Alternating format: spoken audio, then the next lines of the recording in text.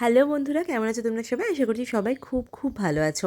আজ তোমাদের সঙ্গে একটা অ্যানিভার্সারি কেকের ডেকোরেশন ভিডিও শেয়ার করব। আর কেকটা ম্যাঙ্গো ফ্লেভারে ছিল। আর কেকটা যে অর্ডার করেছিল তাদেরই আসলে অ্যানিভার্সারিটা ছিল। আর কেকটা খেয়ে তারা এতটাই পছন্দ করেছে যে তারা এরপর থেকে আমার থেকে কেক কিন্তু কেনে। যাই হোক, এবার দেখো, ডেকোরেশনের জন্য আমাকে ওরা বলেই দিয়েছিল, আলাদা করে কোনো ডিজাইন ওরা দেয়নি। আমাকে ওরা বলেছিল যে দিদি তুমি হোয়াইটের মধ্যে বেসটা রেখো আর রেড রোজ দিয়ে ডেকোরেশন করো। আর ওদের একটা ফটো ওরা দিয়েছিল, যেটা ওরা রাউন্ড করে কেটে লাগাতে বলেছিল। মানে রাউন্ড করে কেটে ঠিক লাগাতে বলেনি, কিন্তু আমি রাউন্ড করে কেটে লাগিয়েছিলাম কারণ ভালো লাগছিল দেখতে। কেকটা এইভাবে ডেকোরেট করেছি। তোমাদের কেমন লাগছে সেটা বলো। আর হ্যাঁ, কেক যখন ডেকোরেশন করবে তখন অবশ্যই চেষ্টা করবে যে ফিনিশিংটা খুব ভালো করে করার, কারণ ফিনিশিং ভালো না করলে কেক কিন্তু দেখতে ভালো লাগবে না। আর বাইরে থেকে কিনে আনা যে কোনো জিনিস, গোলাপ বলো, জিপসি বলো, যাই হোক না কেন, সেটা অবশ্যই প্রপারলি ধুয়ে কেকের ওপর ইউজ করবে।